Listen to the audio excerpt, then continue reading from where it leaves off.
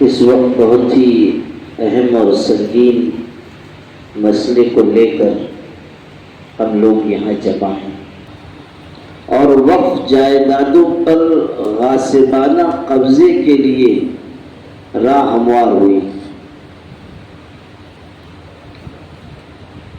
چونکہ اکثر لوگوں کو وہ وقف کے مصرف میں استعمال ہو رہی ہے، مثلا مسجد ہے، نماز پڑھی جا رہی ہے، یتیم خانہ ہے وہ اس مصرف میں ہے، مدرسہ ہے وہاں تعلیم ہو رہی ہے، تو وقف کے استعمال میں، وقف کے مصرف میں اگر وہ ہے، چاہے کاغذ ہو یا نہ ہو، اس کو وقف مانا جائے گا۔ اب تک مانا جاتا رہا ہے، لیکن اب یہ بات ہے کہ جتنی وقف جائیدادیں ہیں سب کو دستاویز دکھانی ہوگی۔ اگر آپ کے پاس کاغذ نہیں ہے تو آپ کی وقف جائیداد وقف نہیں مانی جائے گی۔ آپ اندازہ کیجئے کہ کتنی وقف جائیدادیں ہیں جن کے پاس کوئی کاغذ نہیں ہے، کوئی دستاویز نہیں ہے۔ آج قانون کی وجہ سے وہ وقف جائیدادیں مانی جا رہی ہیں، لیکن اب جو ترمیم کے بعد یہ قانون لایا گیا ہے، کل کلاں کو کسی جائیداد کے بارے میں یہ بات کہیں گے کہ آپ کاغذ دکھائیں، نہیں دکھایا گیا تو یہ وقف نہیں۔ اسی طرح یہ بات ہے کہ 6 مہینے کی مدت میں ساری وقف جائیداد کا اندراج ضروری ہے۔ اگر اندراج نہیں ہوا تو اس کو سرکاری ملکیت قرار دیا جا سکتا ہے۔ آپ اندازہ کیجئے کہ کتنے اوقاف اس ملک میں ہیں، 6 مہینے کی مدت میں اندراج کیسے ہو سکتا ہے؟ اور اندراج ہوگا اگر دستاویز نہیں ہے، کس بنیاد پر اندراج ہوگا؟ معمولی جائیدادیں اس ملک میں نہیں ہیں۔ اگر برسر اقتدار طبقہ وقف جائیدادوں پر غاصبانہ قبضہ چاہتا ہے تو یوں نہیں، وقف جائیدادیں بہت بڑی مقدار میں ہیں۔ پہلے تو یہ کہا جا رہا تھا کہ 9 لاکھ ایکڑ زمینیں ہیں، پھر اور کچھ تعداد آئی۔ اب جو پارلیمنٹ میں بحثیں ہوئی ہیں آپ ان کو سنیے تو کہا جا رہا ہے کہ 39 لاکھ ایکڑ زمینیں۔ آپ اندازہ کیجئے کہ یہ وقف جائیدادیں کتنی بڑی تعداد میں بھی ہیں اور اس کی مالیت کتنی ہوگی۔ اندازہ کیجئے کہ مالیت کیا ہوگی۔ عام طریقے پر جو وقف جائیدادیں ہیں وہ شہروں میں ہیں، اور شہروں میں بھی اب وہ درمیان میں آ گئی ہے، یعنی ان کی قیمت آسمان کو چھو رہی ہے۔ جو وقف جائیدادیں ہیں، اگر ایک شہر کی وقف جائیدادوں کا بھی تخمینہ نکالا جائے تو بات کھربوں روپے تک پہنچے گی۔ ہمارے باپ دادا نے جو سرمایہ چھوڑا ہے وہ معمولی سرمایہ نہیں، اور یہ بھی سمجھیے کہ یہ اس وقت ہے جب کہ بہت ساری زمینیں جائیدادیں ہمارے ہاتھ سے جا چکی ہیں، یا حکومتوں نے قبضہ کر لیا، یا متولیوں نے بیچ دیا، یا دوسرے مذاہب کے لوگوں نے وہاں پر اپنی آبادی بسا لی، یا مسلمانوں نے وہاں غاصبانہ قبضہ کر لیا۔ یہ ساری جائیدادیں جو ہاتھ سے جا چکی ہیں، اس کے بعد جو ہمارے پاس بچا ہوا سرمایہ ہے وہ بھی بہت ہے۔ اسی لیے یہ بات کہی جاتی ہے کہ اگر وقف جائیدادیں صحیح طریقے سے ہمارے ہاتھ میں آ جائیں اور اس کا انتظام بہتر طریقے پر کیا جائے تو مسلمانوں کو من حیث القوم کسی کے آگے ہاتھ پھیلانے کی ضرورت نہیں پڑے گی۔ ہمارے باپ دادا اتنا سرمایہ چھوڑ کر گئے کہ آج اگر وہ ہم کو ایمانداری سے دے دیا جائے اور اس کا انتظام بھی شفافیت کے ساتھ کیا جائے تو ہمیں کسی کے آگے ہاتھ پھیلانے کی ضرورت نہیں پڑے گی. اتنی بڑی مقدار میں وقف کی جائیدادیں ہیں. تو عرض یہ کر رہا تھا کہ اتنی ساری وقف جائیدادوں کا اندراج 6 مہینے کی مدت میں ممکن نہیں ہے، اور جب اندراج نہیں ہوگا تو یہ اختیار دیا جا رہا ہے کہ اس کو سرکاری ملکیت قرار دیا جا سکتا ہے. آپ اندازہ کیجئے کہ یہ کیسی خطرناک دفعہ، کیسی خطرناک شق اس قانون میں رکھی گئی ہے. اسی کے ساتھ کلکٹر کو یہ اختیار دے دیا گیا کہ کسی بھی وقف جائیداد کے بارے میں وہ یہ فیصلہ کرے کہ یہ جگہ وقف کی ہے یا سرکاری ملکیت ہے، وقف کی جگہ ہے یا سرکاری ملکیت ہے. کلکٹر کو اختیار دیا جا رہا ہے. آپ غور کیجئے کہ جب جس کلکٹر کے جی میں آئے گا، جس وقف جائیداد کو وہ چاہے گا سرکاری ملکیت قرار دے دے گا. اور قانون میں یہ بات لکھی ہے کہ اگر اس طرح کا کوئی فیصلہ کلکٹر نے کر دیا اور آپ عدالت چلے گئے کہ نہیں یہ ہماری وقف کی جائیداد ہے، یہ کیسے سرکاری ملکیت، تو جب تک فیصلہ نہیں ہوگا وہ جگہ اس پر اسٹے لگا دیا جائے گا، وہ وقف کے مصرف میں نہیں استعمال ہوگی. یعنی کل کلام کو کسی بھی مسجد کے بارے میں کلکٹر نے کہہ دیا کہ یہ جگہ وقف کی نہیں ہے، یہ سرکاری ملکیت ہے، تو مسجد کے اندر نماز عبادت روکنی پڑے گی، اور جب تک عدالت سے فیصلہ آتا ہے اس وقت تک نماز کا سلسلہ موقوف کر دینا ہوگا. یہی حال مدرسے کا ہوگا. لوگ یہ سمجھ رہے تھے کہ معمولی نقصان اس قانون سے ہوگا، لیکن آپ دیکھیے کہ ابھی یہ قانون نافذ العمل ہوا بھی نہیں تھا. آج سے اس کو نافذ کیا گیا ہے، آج نوٹیفیکیشن آیا ہے، لیکن اس سے پہلے ہی یو پی میں مدارس کے اوپر اسی قانون کے عنوان سے شکنجہ کسنے کی کارروائی شروع ہو چکی ہے، اور سینکڑوں مدارس کی نگرانی اور وہاں جا کر حساب کتاب کی جانچ پڑتال اور وقف جائیداد کے سلسلے میں پوچھ تاچھ شروع کر دی گئی. اندازہ کیجئے کہ کیسے خطرناک منصوبے اس قانون کے ساتھ جڑے ہوئے ہیں. تو کلکٹر کو اختیار دیا جا رہا ہے کہ وہ فیصلہ کرے. اب اس سے آگے کی بات یہ ہے کہ وقف بورڈ جو وقف کے انتظامات کے لیے ہے،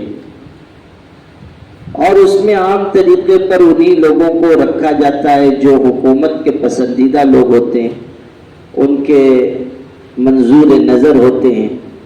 اور ایسا نہیں ہے کہ خرد برد نہیں ہے، ہم بھی مانتے ہیں کہ خرد برد ہو رہا ہے، لیکن مسئلہ یہ ہے کہ کسی زمین جائیداد یا وقف بورڈ کے پیسوں میں غبن کی بات اگر ہے بھی تو کم سے کم یہ تو ہے کہ بہت سی وقف جائیدادیں محفوظ ہیں.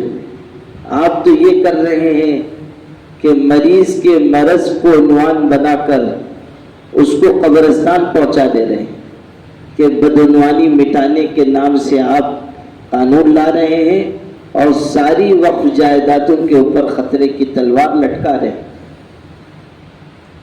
تو وقف بورڈ میں اگرچہ کہ ان کے پسندیدہ لوگ ہر حکومت میں ان کے پسندیدہ لوگ رہتے آئے ہیں، لیکن اب یہ کیا جا رہا ہے کہ وقف بورڈ میں لازماً 2 غیر مسلم ممبر ہوں گے. غیر مسلموں کا وقف میں کیا کام ہے؟ وقف خالص مذہبی معاملہ ہے. جو مسلم پرسنل لا کے عنوانات ہیں، جو مسلم پرسنل لا میں معاملات داخل ہیں، اس میں وراثت، ہبہ کے ساتھ ساتھ وقف کا بھی معاملہ ہے. نکاح، طلاق، ہبہ، وراثت، وقف، یہ سب مسلم پرسنل لا میں داخل چیزیں ہیں۔ وقف خالص مذہبی چیز ہے۔ آپ دیکھیے کہ پارلیمنٹ میں جس وزیر نے یہ قانون پیش کیا، بل پیش کیا، اس کے اوپر بحث کی، لوگوں کے جواب دیے، وہ یہ کہہ رہا ہے کہ یہ کوئی مذہبی چیز نہیں ہے، یہ ایک انتظامی مسئلہ ہے۔ یا تو آپ جانتے نہیں ہیں یا جان بوجھ کر پورے ملک کو بیوقوف بنا رہے ہیں۔ یہ تو خالص مذہبی معاملہ ہے۔ وقف خالص مذہبی معاملہ ہے، یہ عبادت ہے۔ اللہ کے لیے کوئی اپنی زمین جائیداد دے رہا ہے، اجر و ثواب کے لیے دے رہا ہے، اور یہ شریعت اسلامی سے جڑا ہوا مسئلہ ہے، یہ کوئی شریعت سے الگ کوئی چیز نہیں ہے۔ لیکن گمراہ کن پروپیگنڈا کیا جا رہا ہے کہ یہ کوئی مذہبی معاملہ نہیں ہے، اس لیے اس میں 2 غیر مسلم رکھے جا سکتے۔ عجیب بات یہ بھی ہے کہ اس سے پہلے جو قانون ہے 1995 کا، اس میں یہ بات ہے کہ ہر کوئی وقف کر سکتا ہے، یعنی اگر کوئی غیر مسلم شخص بھی کوئی چیز وقف کرتا ہے وہ کر سکتا ہے، عنوان کوئی بھی ہو، دان دے رہا ہے، کوئی چیز اپنی دے رہا ہے، لیکن اگر اس نے کوئی چیز دی اس کا دینا معتبر ہوگا اگرچہ کہ وہ مسلمان نہ ہو۔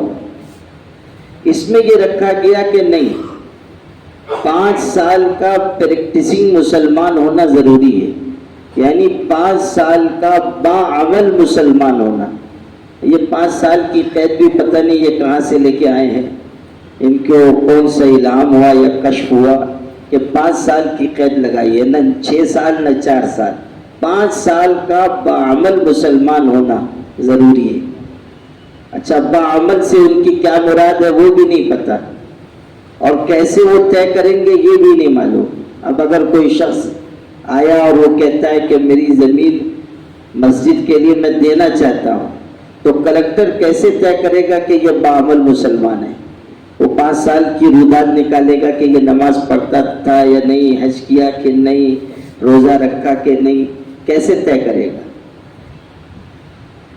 قانون بنانے والوں نے بنا تو دیا لیکن نہ آگے سوچا نہ پیچھے سوچا۔ پریکٹسنگ مسلمان کا کیا مطلب ہے؟ آپ نے کوئی تعریف تو لکھی نہیں، اور 5 سال کا مسلمان ہونے کی شرط آپ کیوں لگا رہے ہیں؟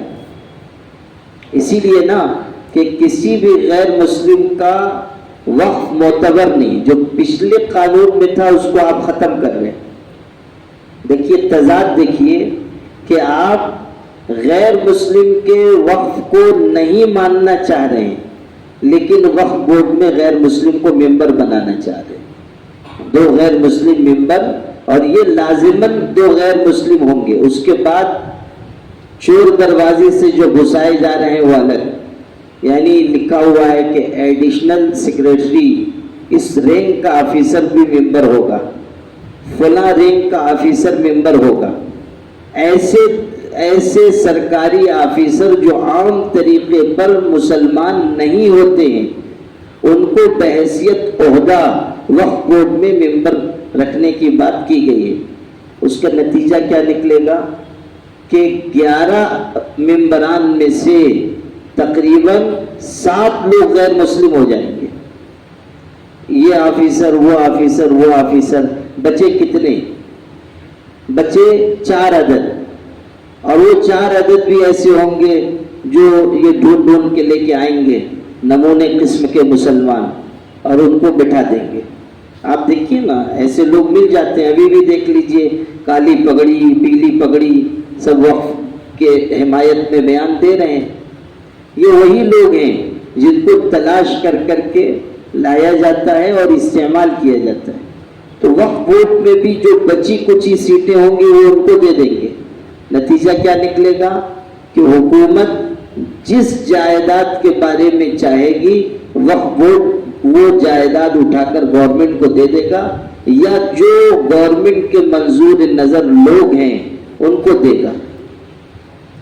سب جانتے ہیں کہ حکومت کن کو نوازنا چاہتی ہے اور جن سے ان کی بہت گہری دوستی ہے، وہ لوگ پہلے بھی وقف کی جائیدادوں پہ قبضہ کر کے بیٹھے ہیں، اب مزید جائیدادوں پر ان کی نگاہ ہے۔ کسانوں کے لیے جو قانون لایا گیا تھا وہ بھی اس لیے تھا تاکہ ان کاروباری گھرانوں کو نوازا جائے جو حکومت سے قریب ہیں، اور یہ وقف کا قانون بھی جو لایا گیا ہے اس میں بھی ان کے مفادات کی پوری پاسداری موجود ہے۔ وقف کی جائیدادیں اٹھا کر دی جائیں گی اور وہاں یہ لوگ بڑی بڑی بلڈنگیں تعمیر کریں گے، کھربوں روپے کمائیں گے اور عیش و عشرت کی زندگی گزاریں گے۔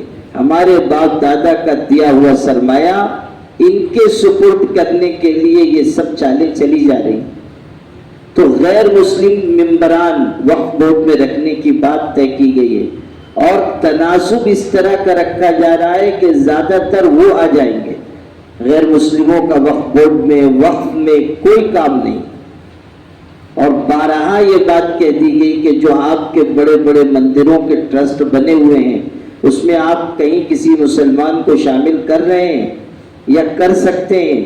وہ کہیں گے نہیں، تو پھر یہاں غیر مسلموں کا کیا کام ہے؟ وقف بورڈ میں غیر مسلموں کا کوئی کام نہیں، یہ خالص مذہبی چیز ہے۔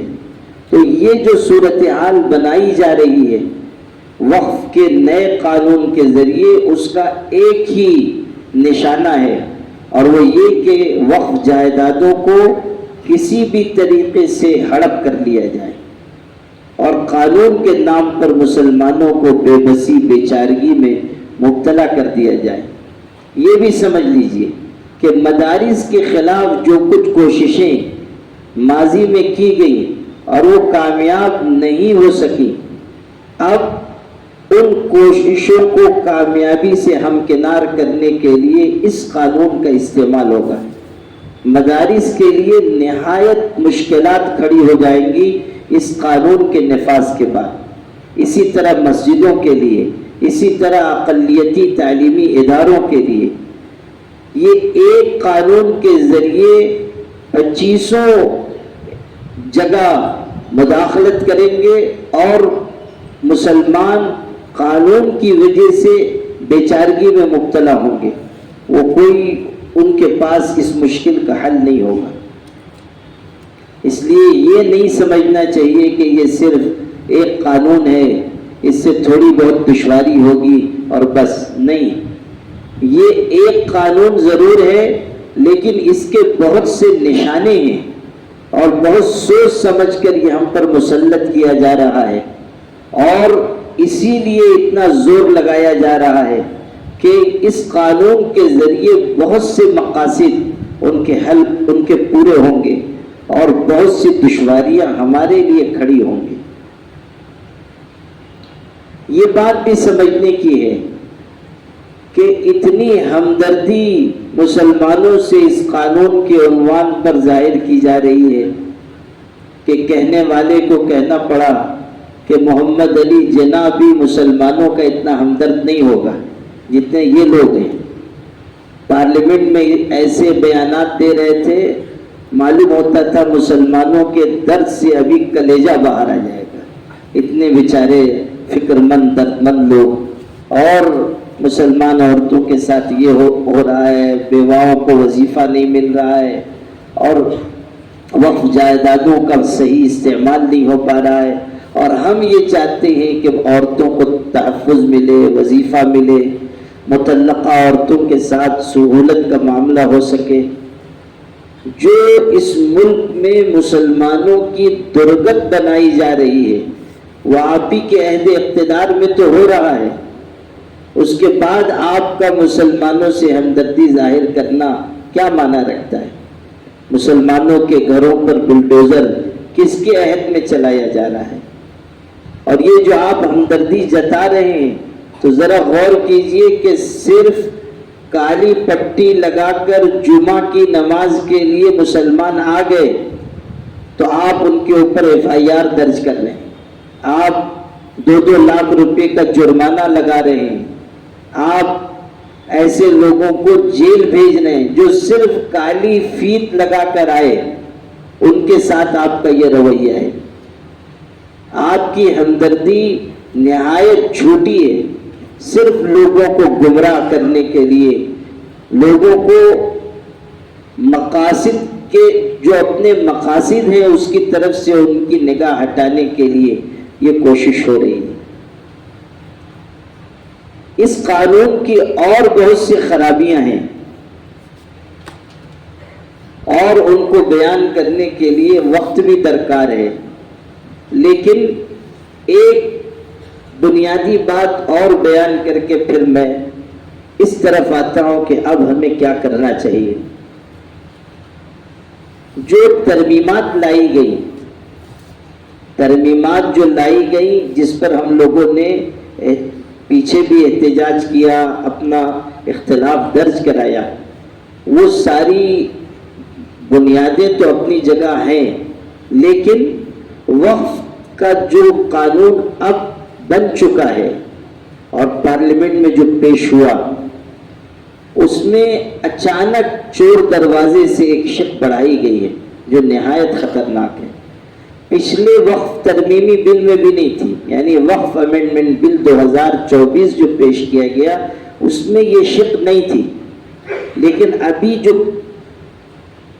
پیش کیا گیا پارلیمنٹ کے پچھلے سیشن میں اور اس کو منظور کرایا گیا، اس میں یہ شق داخل کی گئی ہے جو نہایت خطرناک ہے۔ وہ یہ ہے کہ جو وقف جائیدادیں آثار قدیمہ کے زیر نظم ہیں، جو پرانی مسجدیں ہیں، جو وقف کی پرانی جائیدادیں ہیں، کسی بادشاہ کا محل ہے، کوئی مقبرہ ہے، اور اس کی قدامت کی بنیاد پر آثار قدیمہ نے اس کو اپنے زیر نظم کر رکھا ہے، تو جو قانون ہے وہ یہ ہے کہ جو اصل حیثیت ان جائیدادوں کی ہے وہ قائم رہے گی، بس یہ ہوگا کہ آثار قدیمہ اس کی مرمت کرے، اس کی نگرانی کرے، اس کی دیکھ بھال کرے۔ لیکن اس میں یہ شق بڑھائی گئی ہے کہ آثار قدیمہ کے زیر نظم جو وقف کی جائیدادیں ہیں ان کو بوقت ضرورت وقف کی حیثیت ان کی ختم کر کے آثار قدیمہ کو دیا جا سکتا ہے۔ اب آپ اندازہ کیجئے کہ یہ جتنی مسجدوں کے ہمارے کیس چل رہے ہیں جہاں مندر ہونے کا دعویٰ کیا گیا، اور وہ مسجدیں پرانی ہیں، 300 سال 400 سال 500 سال پرانی، اور وہ آثار قدیمہ کے زیر نظم ہیں، لیکن وہاں نمازیں ہو رہی ہیں، وقف کے مصرف میں وہ جگہ ہے۔ اب اس قانون کے آنے کے بعد ایک جھٹکے میں اس کی وقف کی حیثیت ختم کر کے آثار قدیمہ کو اس کا مالک بنایا جا سکتا ہے۔ اب اندازہ کیجئے کہ اگر آثار قدیمہ کو اس کی ملکیت دے دی گئی، وہ ایک دن میں فیصلہ کر دیں گے کہ یہاں نماز نہیں ہو سکتی، یہاں عبادت کا کام نہیں ہوگا، جو کام ہم چاہیں گے وہ کام یہاں ہوگا۔ یہ جو اتنا لمبا عدالتی مسئلہ چل رہا ہے اور جس میں کہیں کچھ امید بھی ہوتی ہے کہ نہیں کچھ بھلی چیز سامنے آ جائے گی، اس قانون کے نفاذ کے بعد اندازہ کیجئے کہ کتنی آسانی سے ان ساری چیزوں کو ایک لقمے میں نگل لیا جائے گا۔ یہ شق ابھی اس میں بڑھائی گئی ہے اور نہایت خطرناک ہے، نہایت خطرناک ہے۔ آثار قدیمہ کے زیر نظم ہزاروں وقف جائیدادیں، ہزاروں۔ اندازہ کیجئے کہ ان ساری جائیدادوں کے لیے کس قدر خطرے کی بات پیش آ چکی ہے۔ اور پہلے تو یہ تھا کہ وقف ترمیمی بل لایا گیا ہے، ابھی منظور نہیں ہوا، اب تو منظور ہو چکا، صدر جمہوریہ کے دستخط ہو چکے، قانون بن چکا، آج سے نوٹیفیکیشن آ چکا ہے کہ یہ قانون نافذ ہو گیا۔ اندازہ کیجئے کہ اس ایک قانون کی وجہ سے ہمارے لیے کس قدر دشواریاں اور پریشانیاں کھڑی کر دی گئی۔ اب بحیثیت ملت اسلامیہ ہماری ذمہ داری کیا ہے، یہ ہمیں سوچنا ہوگا۔ ہمیشہ یاد رکھیے، قوموں اور ملتوں پر حالات آتے ہیں، ہمیں ان حالات سے پوری ہمت کے ساتھ پنجہ آزمائی کرنی چاہیے۔ مایوس ہو جانا، خوف زدہ ہو جانا، شکست حوصلہ ہو جانا، حالات کے دباؤ میں سپر انداز ہو جانا اور کسی کا طریقہ ہو تو ہو، مسلمانوں کا طریقہ نہیں ہونا چاہیے۔ ہم نے اس ملک میں آج تک اپنی مذہبی شناخت کو قائم رکھا ہے۔ ہندوستان ایسی سرزمین ہے جس نے قوموں کو، تہذیبوں کو، ملتوں کو نگل لیا۔ مولانا ابو الحسن علی ندوی رحمۃ اللہ علیہ کہتے تھے کہ ہندوستان کی سرزمین اکالت الامم ہے، یعنی ملتوں کو نگل جانے والی سرزمین ہے۔ کتنی ملتیں، کتنے مذاہب کے لوگ ایسے اس ملک میں ہیں کہ جن کی ملت، جن کی تہذیب، جن کی ثقافت، جن کا مذہب ان سے چھین لیا گیا اور اکثریت میں ان کو جذب کر لیا گیا، ضم کر لیا گیا۔ لیکن مسلمانوں کی یہ انفرادیت ہے کہ باوجود ہزار طرح کے ظلم کے آج بھی وہ اپنی مذہبی شناخت اور تشخص کے ساتھ اس ملک میں رہ رہے ہیں، اور ان کو اصرار ہے اس بات پر کہ ہم اپنی مذہبی شناخت اور تشخص نہیں چھوڑیں گے۔ نمازیں اور اذانیں تو جانے دیجئے، ہم نوافل اور تہجد تک سے دستبردار ہونے کے لیے تیار نہیں ہیں، مستحبات تک کو چھوڑنے کے لیے ہم تیار نہیں۔ ہمارا یہ اعلان رہا ہے کہ جینا بھی ایمان پر ہے اور مرنا بھی ایمان پر ہے، اور اس راہ میں جو قربانی درکار ہو وہ قربانی ہمیں دینی چاہیے۔ اس وقت جو صورتحال بنی ہے، خوف کی نفسیات پہ مسلمانوں کو مبتلا کرنے کی پرزور کوشش ہو رہی ہے، اور مسلمانوں کی ایک تعداد ایسی ہے کہ جن کے اوپر خوف طاری ہو رہا ہے۔ ہماری یہ ذمہ داری ہے کہ اس خوف کی نفسیات سے اپنی قوم کو باہر نکالیں۔ حالات آتے ہیں اور پھر دیکھتی آنکھوں گزر جاتے ہیں، مشکلات آتی ہیں، اور اگر بھرپور طریقے سے ان کا مقابلہ کیا جائے، قومیں ان حالات کے دریا کو عبور کر کے آگے بڑھ جاتی۔ تو ایسے وقت میں جب کہ ہم پر چوطرفہ یلغار ہے، ہمیں کچھ بنیادی فیصلے کرنے ہوں گے، ہمیں اپنی زندگی کا، اپنی بیداری کا ثبوت دینا ہوگا۔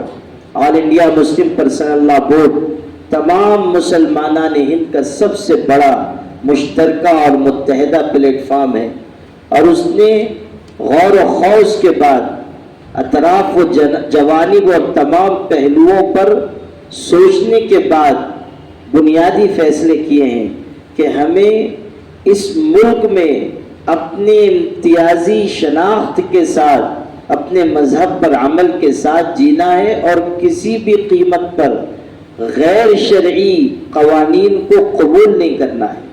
جو چیزیں شریعت میں مداخلت کی ہیں، ہم ان کو کسی بھی قیمت پر قبول نہیں کر سکتے۔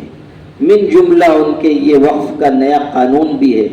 مسلم پرسنل لا بورڈ سمیت تمام دینی جماعتوں نے یہ اعلان کیا ہے کہ ہم اس قانون کو مسترد کرتے ہیں، اور اگر اتنی بڑی ملت کسی قانون کو نہیں ماننا چاہتی ہے تو جبراً آپ اس پر اس کو مسلط نہیں کر سکتے۔ یہ جمہوریت ہے، آمریت نہیں ہے، کسی کی ڈکٹیٹرشپ نہیں ہے کہ آپ جو چاہیں گے، جس ملت اور قوم پر چاہیں گے نافذ کر دیں گے۔ اگر وزیر داخلہ یہ کہہ رہے ہیں کہ قانون ہے اور سب کو ماننا پڑے گا، تو ان کو یاد رکھنا چاہیے کہ کسانوں کے لیے جو قانون وہ لائے تھے اس کو بھی کہہ رہے تھے کہ سب کو ماننا پڑے گا، اور کسانوں نے پرزور احتجاج کر کے اپنے مفادات کے حصول کے لیے قربانیاں دے کر بالآخر ان قوانین کو واپس لینے پر حکومت کو مجبور کیا، اور حکومت نے سجدہ سوگ کیا، اگرچہ کہ اس کے لیے ایک طویل جد و جہد کرنی پڑی، قربانیاں دینی پڑی، مگر ہوا۔ جو NRC کا معاملہ لایا گیا تھا، جس طرح ملت اسلامیہ نے جذبے کا، حمیت کا ثبوت دیا اس کے نتیجے میں وہ معاملہ، وہ خطرہ ہمارے سر سے ٹلا، اگرچہ کہ پھر سے اس کو لانے کے لیے کوششیں ہو رہی ہیں، لیکن پچھلی مثالیں ہم کو بتاتی ہیں کہ اگر ہم پورے جذبے کے ساتھ، ایمانداری اور حوصلے کے ساتھ آگے بڑھیں گے، خلوص کے ساتھ جد و جہد کریں گے، تو اللہ اس کے بہتر نتائج ظاہر کرے گا۔ اور ایسے مرحلے میں جب کہ یہ ملت ایک طرح سے احساس بے بسی میں مبتلا ہو رہی ہے، اگر ہم اس موقع کو غنیمت جان کر پورے ملک کے مسلمانوں میں ایک جوش اور جذبہ پیدا کرنے کی کوشش کریں تو اللہ تعالیٰ کی ذات سے یہ امید ہے کہ اس شر میں سے بہت بڑا خیر کا پہلو برآمد ہوگا انشاءاللہ الرحمن۔ کبھی کبھی ایسا ہوتا ہے کہ کچھ ناگوار، ناخوشگوار واقعات بہت سارے خوشگوار پہلوؤں کے سامنے لانے کا باعث بن جاتے ہیں۔ قرآن پاک نے کہا تھا عَسَىٰ أَن تَكْرَهُوا شَيْئًا وَهُوَ خَيْرٌ لَكُمْ، کچھ چیزیں ایسی ہوتی ہیں جو بری معلوم ہوتی ہیں لیکن اللہ تعالیٰ اسی میں خیر رکھ دیتا ہے۔ تو اس قانون کے پس منظر میں بھی اگر ہم نے ایک مضبوط جد و جہد کی تو اللہ تعالیٰ کی ذات سے کچھ بعید نہیں ہے کہ وہ ملت اسلامیہ کی نشأت ثانیہ اور ان کے اندر ایک جذبے اور حوصلے کے بیدار ہونے کا ذریعہ بن جائے۔ آل انڈیا مسلم پرسنل لا بورڈ نے جو بنیادی خطوط طے کیے ہیں اسی کے مطابق ہمیں آگے بڑھنا ہے، تاکہ یہ بھی نہ ہو کہ جذباتیت کی وجہ سے کچھ نقصان ہو جائے، اور یہ بھی نہ ہو کہ ہم مایوسی یا بزدلی کا شکار ہو کر اپنی عافیت گاہوں میں رہیں اور لوگ یہ سمجھیں کہ یہ ملت بے حس ہو چکی ہے، مردہ ہو چکی ہے، کہ اس کے اندر زندگی کی کوئی رمق باقی نہیں۔ یہ بھی ہے، یہ بات بھی ذہن میں رکھیے کہ ملک جس رخ پر گیا ہے، اگر ہم احتجاج کریں گے، ہم اپنی بات طاقت سے کہیں گے تو کچھ حالات آئیں گے، آزمائشیں آئیں گی، ان کو جھیلنا ہوگا، ان کو انگیز کرنا ہوگا۔ اللہ تعالیٰ نے اپنا دین، اپنی شریعت اگر ہمیں عطا کی ہے تو اس کی حفاظت کے لیے ہمیں کچھ جذبہ اپنے اندر پیدا کرنا ہوگا۔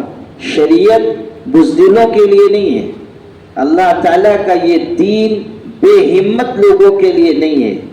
یہ تو وہ دین ہے جو یہ سکھاتا ہے کہ مٹھی بھر لوگ بھی ہیں اور سارا عرب ان کے خلاف ہے، اور لوگ یہ کہہ رہے ہیں کہ ان الناس قد جمعوا لكم فاخشوهم فزادهم ایمانا وقالوا حسبنا اللہ ونعم الوکیل، کہ جب صحابہ سے لوگوں نے کہا کہ تم بہت تھوڑے ہو اور سارے لوگ تمہارے مقابلے میں جمع ہیں، تم ڈر جاؤ اور پیچھے ہٹ جاؤ، تو ان کا ایمان بڑھ گیا اور انہوں نے کہا اللہ ہمارے لیے کافی ہے اور وہ بہترین کا احساس ہے۔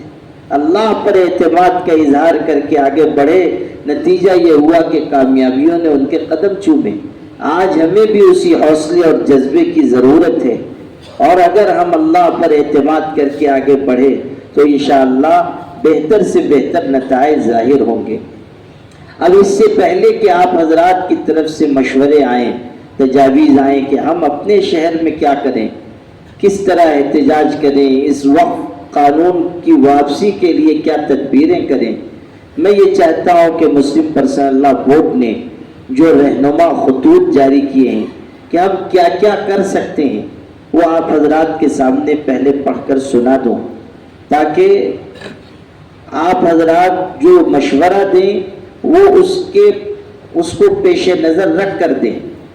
اگرچہ کہ کوئی اور تجویز کسی کے ذہن میں آتی ہے، کوئی بات ذہن میں آتی ہے، آپ بے تکلف وہ بھی پیش کر سکتے ہیں، اس لیے کہ علاقے کے حالات الگ ہیں، جہاں جیسے حالات ہوں اس کے مطابق ہمیں رد عمل ظاہر کرنا ہے۔ تو میں پہلے یہ آپ حضرات کو پڑھ کر سنا دیتا ہوں۔ اس سے پہلے بورڈ نے یہ اعلان کیا تھا کہ ہم احتجاج کریں گے، دھرنا دیں گے، جلسے کریں گے، لیکن اس کی تفصیلات نہیں آئی تھی۔ آج مسلم پرسنل لا بورڈ کی طرف سے رہنما خطوط، گائیڈ لائن جاری کی گئی ہے، اور وہی میں آپ حضرات کو پڑھ کر سنا رہا ہوں۔ مرکزی حکومت کی جانب سے وقف قانون میں منمانی اور خلاف دستور و خلاف شریعت ترمیمات کر کے حکومت وقف کے انتظام و انصرام کو اپنے کنٹرول میں لینا چاہتی ہے۔ نیز ان ترمیمات کے ذریعے اس نے مسلم اوقاف کو ہڑپنے اور تباہ و برباد کرنے کا گھناؤنا منصوبہ ترتیب دیا ہے۔ یہ ترمیمات نہ صرف امتیاز و تفریق پر مبنی ہیں بلکہ دستور ہند کے بنیادی حقوق دفعہ 25، 14 اور 26 سے بھی متصادم ہے۔ آل انڈیا مسلم پرسنل لا بورڈ نے اس قانون کو سپریم کورٹ میں چیلنج کر دیا ہے اور اس کے خلاف وقف بچاؤ کے عنوان سے ایک کل ہند تحریک کا آغاز کیا ہے۔ اس تحریک کا پہلا مرحلہ 10 اپریل سے شروع ہو کر 7 جولائی 2025 کو اختتام پذیر ہوگا۔ پہلے مرحلے میں کیے گئے کام اور ان کے نتائج کا جائزہ لے کر اگلے مرحلے کا اعلان کیا جائے گا۔ دوسرے مرحلے میں مزید اقدامات کیے جا سکتے ہیں۔ یہ پوری تحریک پرامن دستوری حدود اور قانون کے دائرے میں ہوگی۔ اس تحریک میں برادران وطن اور سول سوسائٹی کے لوگوں کو بھی شامل کیا جائے گا۔ یہ تحریک شاہ بانو تحریک 1985 کے طرز پر چلے گی، جس کے تحت ہم ہر ریاست، ضلع، شہر اور گاؤں تک پہنچیں گے انشاءاللہ۔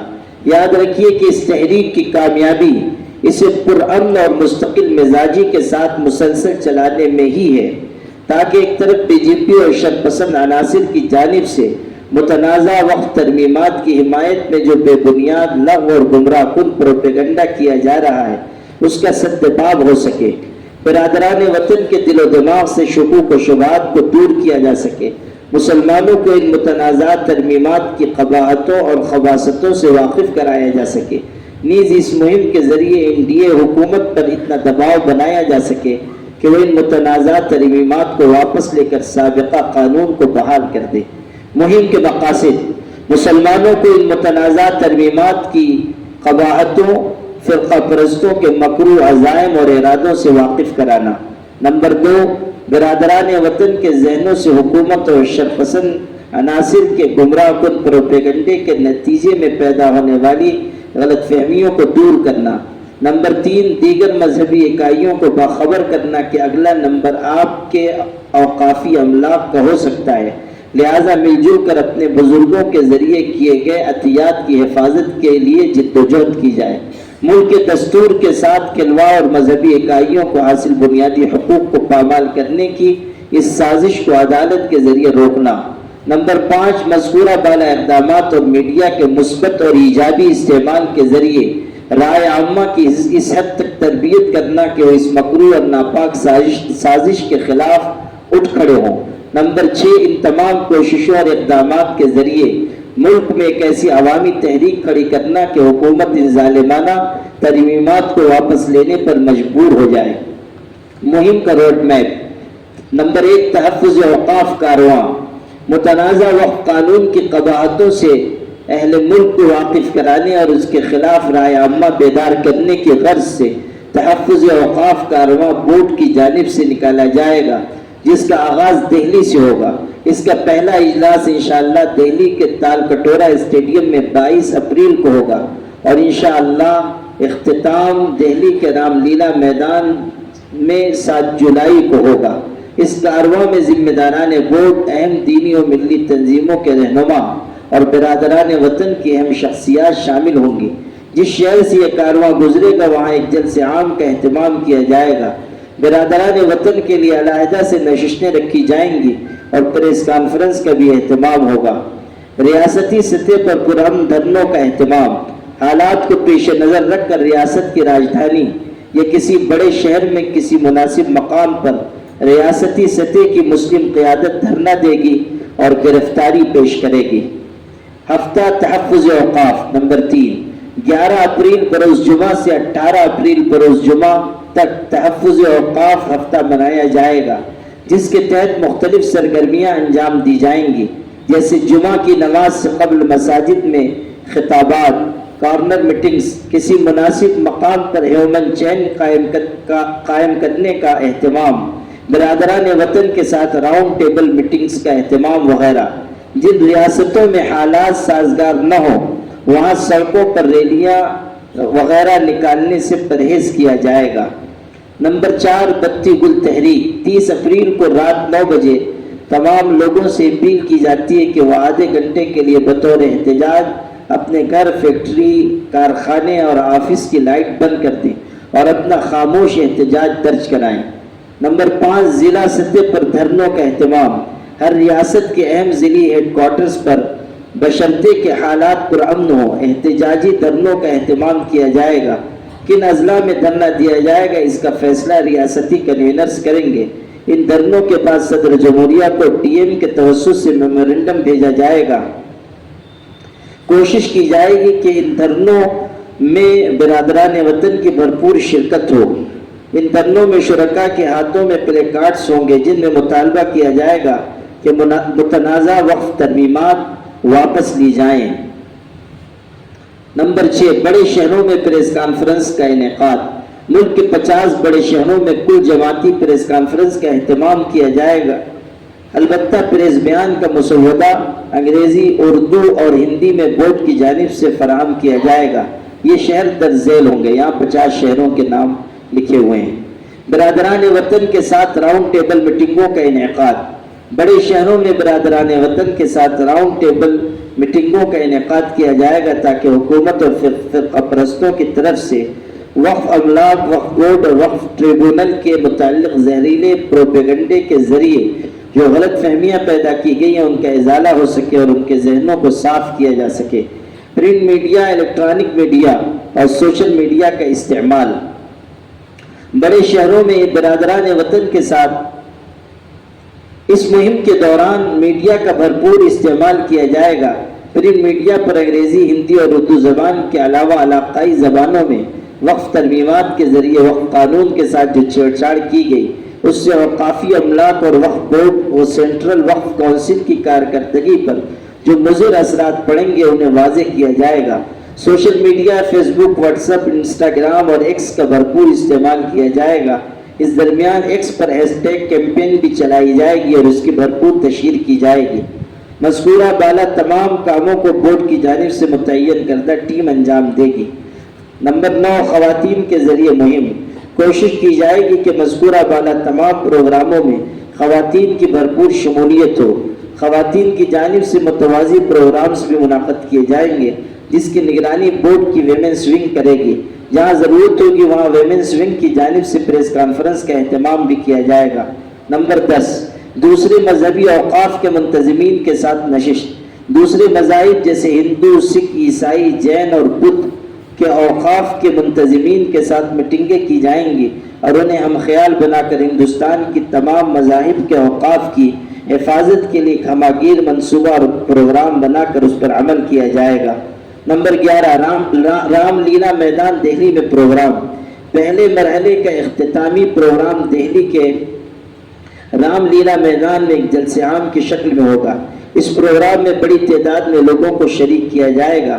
مسلمانوں کی تمام دینی و ملی جماعتیں اور تمام مکاتب فکر کے ساتھ کوشش کی جائے گی کہ تمام اہم سیکولر سیاسی جماعتوں کے سربراہان اور ارکان پارلیمنٹ بالخصوص جے پی سی میں موجود اپوزیشن پارٹیز کے نمائندوں کو شرکت کی دعوت دی جائے گی۔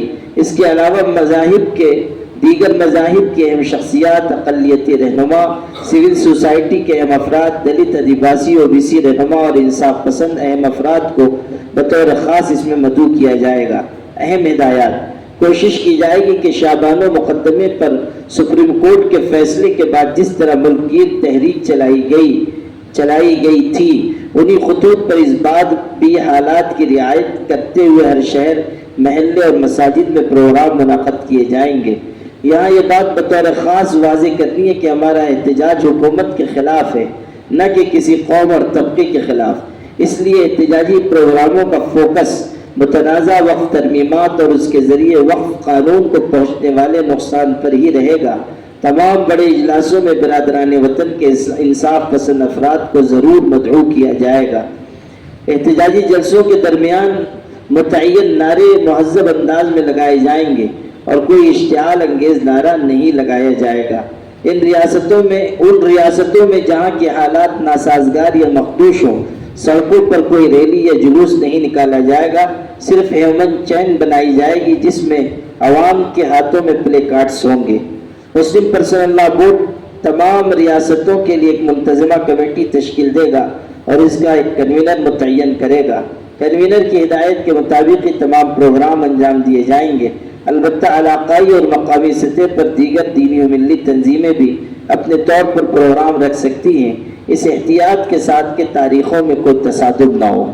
یہ مسلم پرسنل لا بورڈ کی طرف سے جو رہنما خطوط جاری ہوئے ہیں اور کرنے کے کام بتائے گئے ہیں اس کی تفصیل ہے، اور جو احتیاط کی جانی ہے اس کی بھی ہدایت اس میں موجود ہے۔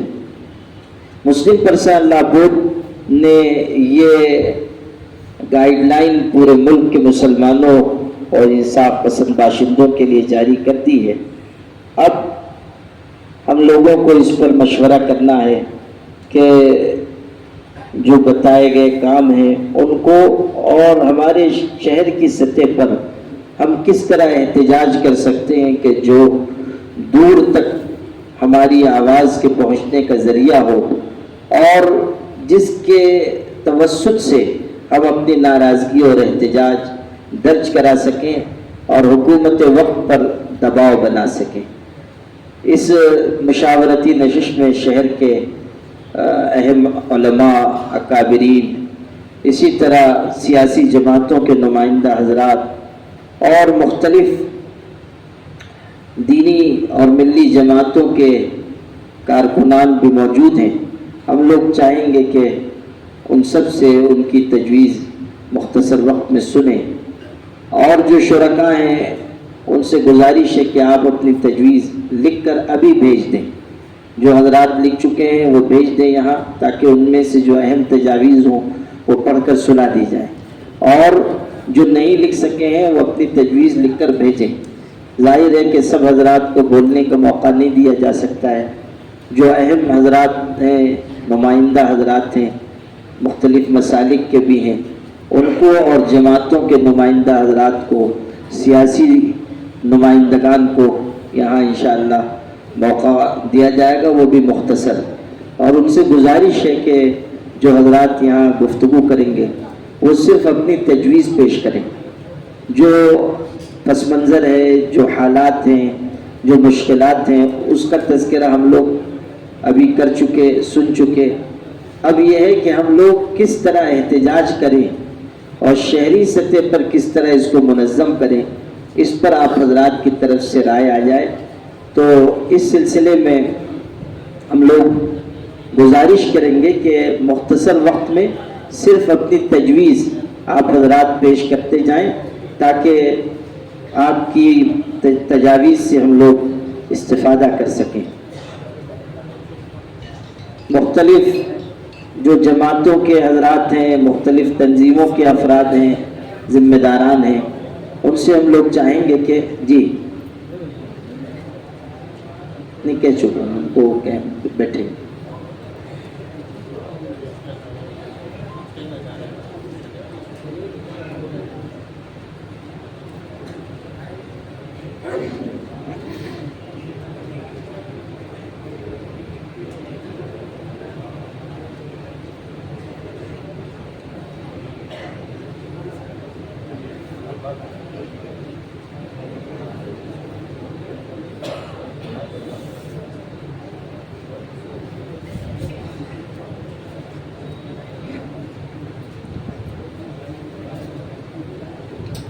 بولنے دو، مختصر بولے۔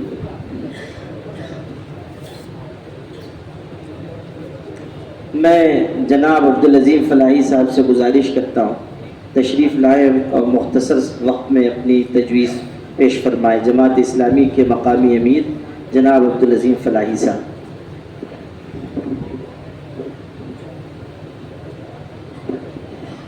بسم اللہ الرحمن الرحیم۔ محترم صدر صاحب، معززین،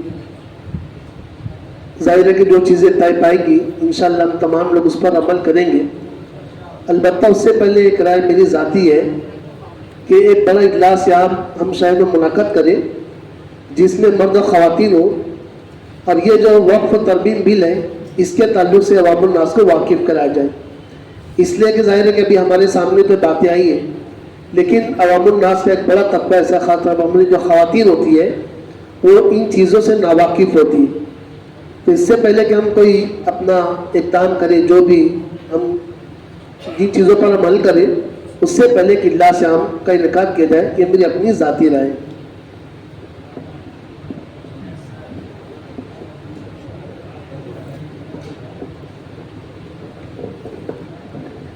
جزاک اللہ خیرن.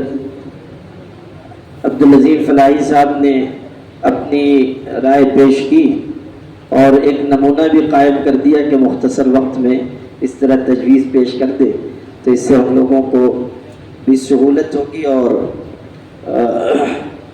کارروائی آگے بڑھانے میں مدد ملے گی. میں گزارش کر رہا ہوں جناب مولانا جمال ناصر ایوبی صاحب جمعیت علماء سلیمانی چوک سے. بسم اللہ الرحمن الرحیم.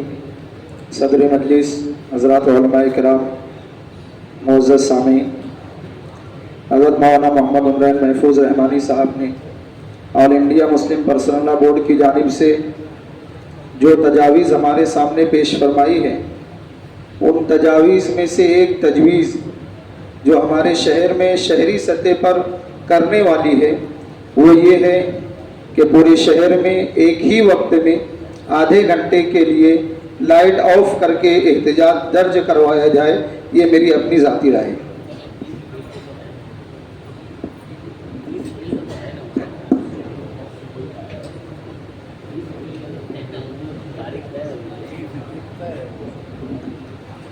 میں درخواست کروں گا شہر مالیگاؤں کی مشہور تعلیمی شخصیت جناب جمیل کرانتی صاحب اپنی بات پیش کریں. آل انڈیا مومن کانفرنس کے مقامی صدر جمیل کرانتی صاحب.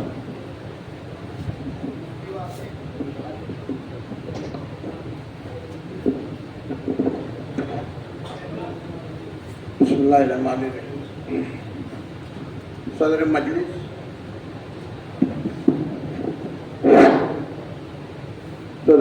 اور عزیزان مجلس، وقت ترمیمی بل کے تعلق سے بہت سارے لوگ ناواقف ہیں.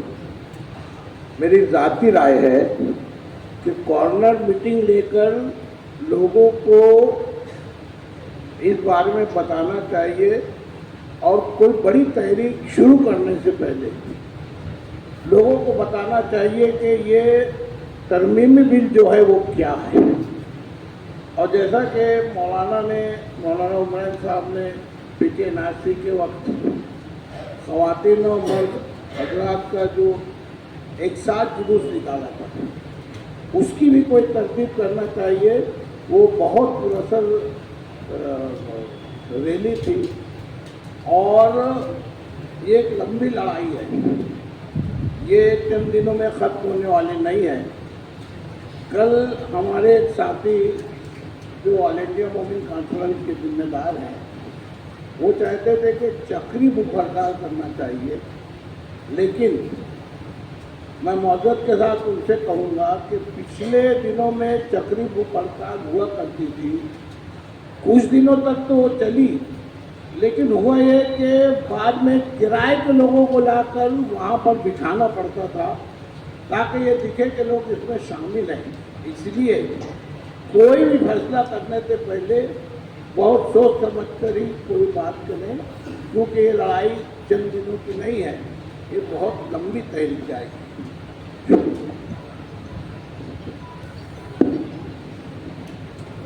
جناب اطہر حسین اشرفی صاحب سے گزارش کرتا ہوں اپنی رائے پیش فرمائیں.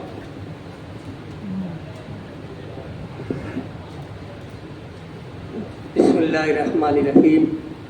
الحمدللہ رب العالمین والصلاة والسلام علی اشرف الانبیاء حبیبہ المختار. قابل صدر و احترام صدر و محترم معزز علماء باوقار حاضرین، وقف کے تعلق سے جو بل لایا گیا ہے یہ بالکل بے باکی کے ساتھ ہمارے مذہب پر، ہماری شریعت پر حملہ ہے. اور اگر ہم مسلمان ہیں ہمیں اس وقت تو اپنی ایمانی حرارت کو ثابت کرنے کی ضرورت ہے، اور کوئی بھی پروگرام اس میں ہوش بھی ہونا چاہیے اور جوش بھی ہونا چاہیے۔ ہوش اور جوش کے ساتھ اگر ہم یہ کام کرتے ہیں، کیونکہ جیسا کہ کہا گیا کہ یہ بہت لمبی لڑائی ہے، بلکہ میں اس سے آگے کہہ رہا ہوں کہ یہ آر اور پار کی لڑائی ہے۔ اس میں ہم لوگوں کو ہر طریقے کی، جان کی، مال کی، اپنی اولاد کی، اپنے خون کی، سب طرح کی قربانیاں دینی ہوگی، جیسے ہمارے اسلاف نے، ہمارے بزرگوں نے انگریزوں کو بھگانے کے لیے ہمارے علماء نے، مشائخ نے قربانی دی ہے۔ اس طرح یہ صرف وقف کے ذمہ داروں کا کام نہیں ہے، بلکہ تمام کلمے کی بنیاد پر ایک ایک فرد کو قربانی دینے کا اور امتحان کا وقت ہے، اور ہمیں ثابت کرنا ہوگا کہ ہم ہندوستانی مسلمان اپنے دیش سے بھی محبت کرتے ہیں، دیش سے محبت کرتے کرتے اپنی شریعت کے لیے ہم جان بھی دے سکتے ہیں۔ اس معاملے میں ہم سب کو متحد ہو کر، جیسا کہ مولانا عمرین صاحب نے بتایا، میری گزارش یہ ہے کہ ہمیں ایک وقت میں نیشنل ہائی وے اگر ہم جام کرتے ہیں تو اس کا ریکارڈ اور یہ خبر دلی تک پہنچے گی، انشاءاللہ اس کا اثر ہوگا۔ اور اس میں سب سے بڑی بات یہ ہے کہ ہم سب کو بہت مضبوطی کے ساتھ متحد ہو کر، ایک ہو کر ہم کو باطل کو بتانا ہے کہ ہم اپنے گھر میں تو اختلاف رکھتے ہیں، لیکن اپنے مذہب کا جب معاملہ آئے گا تو ہم روڈ پر متحد ہو کر ہر طرح کا تمہیں جواب دینے کے لیے تیار ہیں۔ السلام علیکم۔ جناب مولانا عمران اسد ندوی صاحب، جمعیت علماء مدنی روڈ، ان سے گزارش کرتا ہوں تشریف لائیں۔ بسم اللہ الرحمن الرحیم۔ صدر علی قدر اور معززین شہر، اس سلسلے میں میری رائے یہ ہے کہ جس وقت مالیگاؤں شہر کے اندر ہم کو تحریک چلانا ہے تو اس سے قبل کسی بھی جمعہ کی نماز میں، جمعہ کی نماز سے قبل مقررین کے ذریعے سے باقاعدہ اس قانون کی کیا قباحت ہے اور اس کے ذریعے سے ہمارے اوپر کیا کچھ ہو سکتا ہے نقصان، اس کی باقاعدہ جو ہے قباحت بیان کروائی جائے ائمہ مساجد کے ذریعے سے۔ دوسری تجویز یہ ہے کہ یہ سارے شہر کے اندر یہ چرچا ہو تو اس کے لیے گاڑیوں پر، 2 ویلر 4 ویلر گاڑیوں پر اسٹیکر لگا کر کے بھائی وقف و ترمیمی بل واپس لیا جائے، وقف و ترمیمی بل واپس لیا جائے، اس طریقے سے انشاءاللہ سارے شہر کے اندر اس کا چرچا ہو۔ یہ میری رائے تھی جو میں نے آپ حضرات کے سامنے پیش کی۔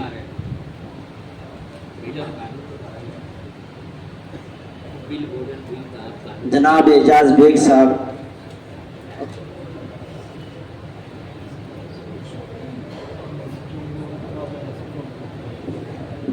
السلام علیکم۔ ہم لوگوں نے جس طریقے سے 3 طلاق کے اوپر پورا شہر بند کر کے احتجاج کیا تھا، اسی طریقے سے شہر کے اندر احتجاج ہونا چاہیے، مگر اس کی شرط یہ ہے کہ ابھی جیسے مولانا نے کہا کہ اس کے وقف بل کے بارے میں لوگوں کو معلومات نہیں ہے۔ جمعہ کے روز سچ مانو کہ پورے شہر کے اندر ہر مسجدوں کے اندر اس کے پہلے بتایا جائے، جب اپنا احتجاج کامیاب ہوگا اور اپنے لوگوں کو اس کے بعد بھی ایک میٹنگ لے کر کیسا کب احتجاج کرنا ہے۔ شہر کے اندر احتجاج کی ضرورت ہے۔ قانون لڑائی تو لڑنے کے لیے سپریم کورٹ تک پہنچ گئی، مگر ہم لوگوں کو بھی بتانا ہے کہ ہم لوگ اس کے اندر کتنا جذبات میں ہے، گورنمنٹ کو بتانا ہے، تو اس کے لیے ہم لوگوں کو احتجاج ضروری ہے۔ جناب حاجی محمد یوسف سیٹھ نیشنل والے۔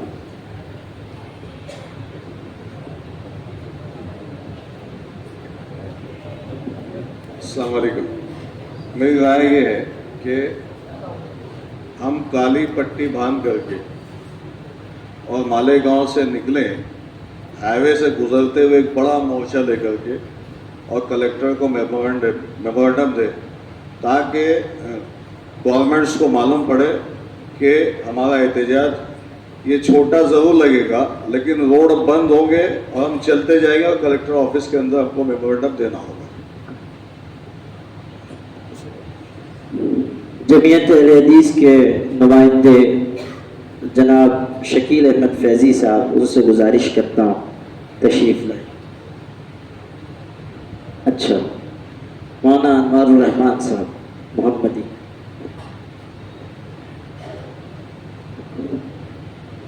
अस्सलाम वालेकुम रहमतुल्लाहि व बरकातुहू।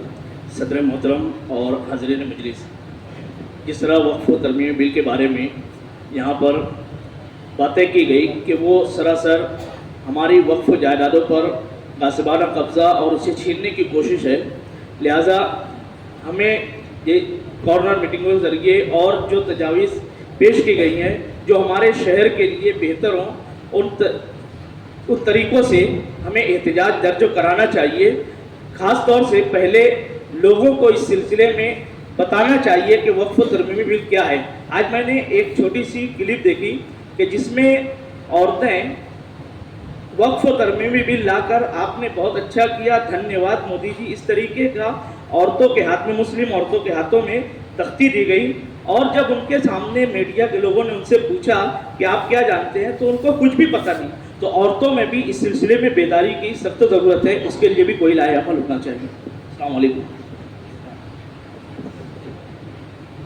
इससे पहले कि हम दीगर कुछ और हजरात से उनकी तजवीज़ सुने, मैं सदर मजलिस हज़रत मौलाना मोहम्मद इदरीस अकील मिल्ली साहब से गुजारिश करता हूँ कि आप हम सब के लिए रहनुमा हिदायत इरशाद फरमाएँ। उसके बाद इंशाअल्लाह चंद हज़रात और इज़हार ख्याल फरमाएंगे। जिन लोगों ने अपनी तजावीज़ लिख कर नहीं भेजी हैं, उनसे गुजारिश है कि तजावीज़ लिख कर भेज दें।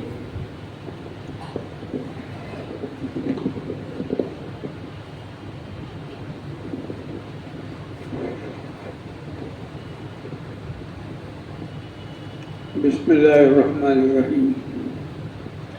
मोहतरम हज़रात, बहुत लंबी चौड़ी बात करने का कोई इरादा नहीं, इतना कहना चाहता हूँ कि कल तक मालेगांव में सन्नाटा था, अब जमूत टूटा है, इकट्ठा हुए हैं और राय मशवरा हो रहा है कि कैसा एहतजाज करना चाहिए। मुल्क के मुख्तलिफ़ इलाक़ों में जो कुछ एहतजाजात हुए, हम सब उससे वाकिफ़ हैं। हम अपने मकामी लिहाज से क्या एहतजाज कर सकते हैं, इसके ऊपर गौर फिक्र करने के लिए इकट्ठा हुए, बड़ी खुशाइंद बात है। अब मैं कहना चाहता हूँ कि जो तजावीज़ आई हैं और आएंगी, ये सब क्योंकि हम लोग खालिस मज़हब के लिए खुलूस के साथ इकट्ठा हुए हैं, तो अपनी राय पर इसरार न करें, बल्कि जो मुनासिब राय हो उसको पर अमल किया जाए। तो कोई ये ना सोचे कि मेरी राय नहीं ली गई, मेरी नहीं चली। तो इसलिए सब अपने आप को इसके लिए आमादा रखें कि इत्तेफाक राय से जो बात होगी इंशाअल्लाह उसके ऊपर अमल किया जाएगा, उसी के अंदर खैर होगी। तो आखिर दावाना है तो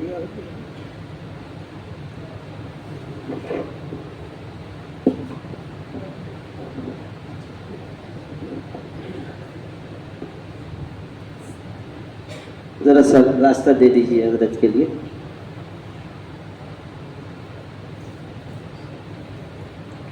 कुल जमाती तंजीम के नुमाइंदा डॉक्टर अखलाक साहब से गुजारिश करता हूँ कि अपनी राय पेश करें। अच्छा, मुस्तकीम डिग्नेटी साहब किसी वजह से नहीं आ सके, उनके नुमाइंदा सुहेल अब्दुल करीम साहब अपनी राय पेश करेंगे। इसी तरह हज़रत मौलाना मुफ्ती इस्माइल कासमी साहब भी सफ़र की वजह से नहीं तशरीफ़ ला सके हैं, लेकिन उन्होंने ये कहलवाया है कि जो बात भी तय होगी इंशाअल्लाह हम सब लोग शरीक रहेंगे।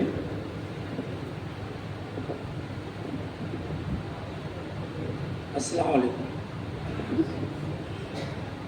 मैं समाजवादी पार्टी की तरफ से यहाँ पर आया हूँ और आप लोगों को इल्म है समाजवादी पार्टी पहले से ही वक्फ अमेंडमेंट बिल के ख़िलाफ़ उनके सख्ती से मिले मुसलसल पार्लियामेंट में लगे थे। यहाँ पर all India Muslim personal law board शहरी सतह पर जो तहरीक चलाएगी, समाजवादी पार्टी उसके साथ रहेगी, लेकिन हमारी एक ऐसी तजवीज़ है कि क्योंकि इस अमेंडमेंट बिल के अंदर कलेक्टर को पूरा पावर दिया गया है, तो मालेगांव शहर के अंदर एक बड़ा जुलूस निकाला जाए और उमूमी तौर से शहर में जुलूस शहीदों की यादगार के पास ख़त्म होता है, लेकिन हम लोग कम अज़ कम सेकुलर बिरादरान वतन को ये बताने के लिए कि मुसलमान इस बिल से और सेकुलर हिंदू भी इस बिल से नाराज़ है, इस बिल को कलेक्टर ऑफिस तक लेकर जाए और कलेक्टर को मेमोरेंडम दें। दूसरी बात मैं ये बता दूं कि मालेगांव शहर में जो SIT बनी है उसके ताल्लुक से मालेगांव डिफेंस कमेटी जो एक बनी हुई है, जिसमें शेख आसिफ साहब और मुस्तकीम डिग्निटी साहब जिम्मेदार है, ये सुप्रीम कोर्ट में एक रिट दाखिल करने के लिए वकला उस पर काम कर रहे हैं। 10 तारीख को ये लोग दिल्ली जाएंगे। ये बात भी मैं आप लोगों के गोश गुजार कर दूं, समाजवादी पार्टी मुस्लिम पर्सनल लॉ बोर्ड शहर में जो भी तहरीक चलाएगा उसकी तायद करती है। Syed Rahil Syed Hanif SDPI party.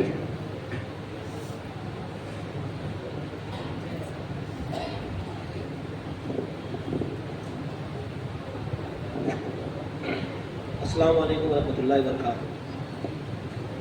वक्फ तरमीम बिल ये हम समझते हैं कि CA/NRC से ज़्यादा ख़तरनाक बिल है, या ये कानून जो बन चुका है वो इसलिए कि CA/NRC की वजह से हमारे मज़हब या हमारी शहरियत पर हमला था। ये कानून जो वक्फ तरमीम कानून बन चुका है, इससे हमारी मजहबी जो प्रॉपर्टीज़ हैं, वक्फ की प्रॉपर्टीज़ हैं, इस पे हमला है और ये हमारे मजहबी शनाख्त पर हमला है। हमें ये कोई छोटी लड़ाई नहीं है, हमें इस बात को समझना होगा कि ये एक लंबी लड़ाई है और इसके लिए कुर्बानियाँ दरकार है, फिर वो चाहे वक्त की शक्ल में हो या और दूसरी शक्ल में हो। मैं यहाँ पर social democratic party of India SDPI के एक नुमाइंदे की हैसियत से आप लोगों के दरमियान में हाजिर हूँ और मैं ये बात बता देना चाहता हूँ कि मालेगांव शहर में गुज़िश्ता साल 27 अक्टूबर को खयाबान निशात चौक में हम लोगों ने इस ताल्लुक से सबसे पहले जलसा लिया था, और कर्नाटक में 2016 में सबसे पहले social democratic party of India ने वक्फ के ताल्लुक से आवाज़ उठाई थी। आज social democratic party of India ने सुप्रीम कोर्ट में भी रिट पिटीशन दाखिल की है गुज़िश्ता परसों। मैं मालेगांव शहर social democratic party of India की जानिब से आने वाले तमाम ही जो हमारी तहरीकें होंगी उसके लिए भरपूर ताईद और हिमायत का ऐलान करता हूँ। और बिलखुसूस मैं अपनी राय के अंदर एक बात कहना चाहूँगा कि एक शहर में एक बहुत बड़ा तबका ऐसा है, शहर में नहीं मुल्क में एक बहुत बड़ा तबका ऐसा है जो वक्फ के ताल्लुक से बिल्कुल भी लाइल्म है। वक्फ क्या चीज़ है ये हमको पता ही नहीं है। जैसे कि हजरत ने अभी कहा वक्फ बाय यूज़र, इसके अंदर एक और चीज़ है सेक्शन 40 जो वक्फ की तमाम ताकतों को ख़त्म करने का एक मतलब एक प्रोटेक्शन था सेक्शन 14, और नए बिल में इसको ख़त्म किया जा रहा है। तमाम जो मामलात हैं वो पावर्स कलेक्टर को दिया जा रहा है। बहुत सारे रियासतों में, बहुत सारे शहरों में वक्फ का जो मामला है डायरेक्ट वक्फ जो सरकार के साथ में, मतलब पार्टी है सरकार, वक्फ की जगह पर सरकार ने कब्जा किया है। अब नए बिल के हिसाब से कलेक्टर को पावर दिया गया, मतलब सरकार खुद ही उसके अंदर पार्टी है और सरकार ही जजमेंट करेगी। हमको इस बात को भी समझना होगा। मैं अपनी राय के अंदर ये बात बिल्कुल भी वाज़ेह तौर से बता देना चाहता हूँ कि हर जुमा, हर नमाज में तो नहीं, हर जुमा को हम लोग एक प्ले कार्ड लेकर, ये हमारी तरफ से एक राय है, प्ले कार्ड के ज़रिए शहर की जो अहम मसाजिद है इसके बाहर प्ले कार्ड के ज़रिए हम लोग प्रोटेस्ट करें और हुकूमत वक्त को ये बताएं या बताने की कोशिश करें कि हम लोग इस कानून के खिलाफ हैं। हर दौर में हालात बने हैं, हर दौर में ऐसे जुल्म ज़्यादती हुई है, मगर इस दौर में ऐसा लगता है कि सबसे ज़्यादा हालात ख़राब है। اللہ خیر کا معاملہ کرے. Social democratic party of India بھرپور تائید اور حمایت کا اعلان کرتی ہے. وآخر الدعوانا الحمدللہ رب العالمین. محترم مولانا عبد القیوم صاحب قاسمی سے گزارش کرتا ہوں کہ اپنی تجویز پیش فرمائیں.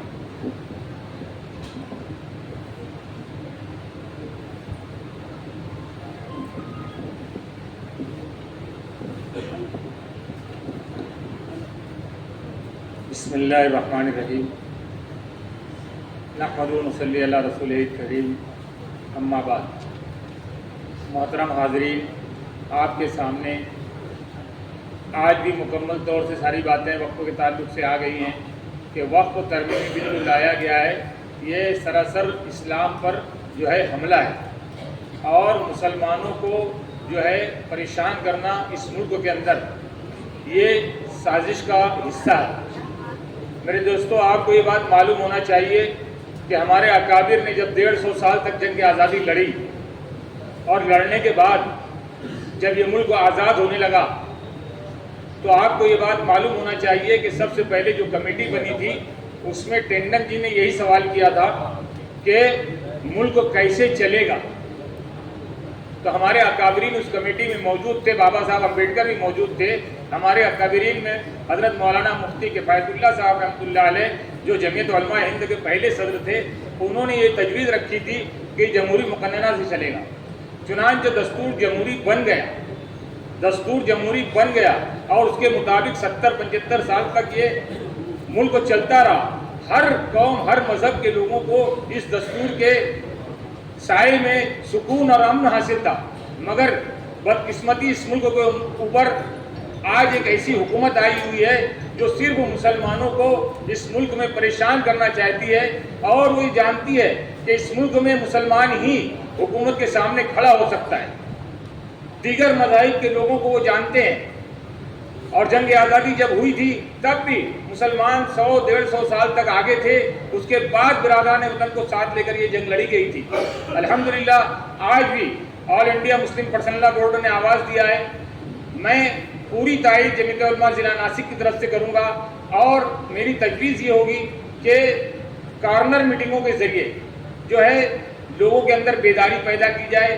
مساجد کے اندر جمعہ کے دن خطبے سے پہلے یا خطبے کے بعد جو ہے ایسا لٹریچر تیار کر کے بھیجا جائے کہ لوگوں کے سامنے وقف کی حقیقت بتلائی جائے اور بل سے جو نقصانات ہونے والے ہیں یہ ہمارا مذہبی معاملہ ہے. وقف آج ہمارے وزیر اعظم کہتے ہیں کہ وقف کا دستور کے اندر کوئی ذکر نہیں ہے.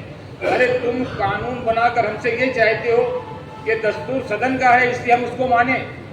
وہ ہمارے ملک کا وہ دستور جس کے نتیجے میں تمام ملک کے بسنے والوں کو راحت اور آرام دیا گیا تھا، مذہبی آزادی دی گئی تھی، تم اس کو نہیں مان رہے ہو تو ہم تمہارے اس قانون کو اپنے جوتے کی نوک پر رکھیں گے اور کسی بھی صورت میں نہیں مانیں گے. آل انڈیا مسلم پرسنل لا بورڈ کی جو بھی تجویز ہوگی اور کام ہوگا انشاءاللہ ہم اور ان کے شانہ بشانہ چلتے رہیں گے اور کام جو ہے کرتے رہیں گے اور جو قربانی دینے کی ضرورت پیش آئے گی وہ دیں گے.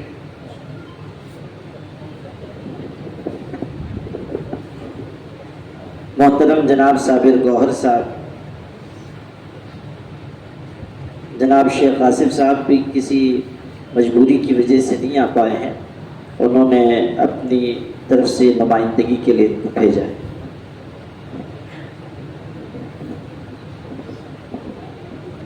آصف شیخ رشید صاحب کی جانب سے آل انڈیا مسلم پرسنل لا بورڈ کی اس مشاورتی میٹنگ میں جو بھی فیصلہ ہوا ہے یا آگے جو بھی پرامن تحریک شروع کی جائے گی، آصف شیخ رشید صاحب اور ان کے رفقا شانہ بشانہ ہر تحریک میں ساتھ میں رہیں گے.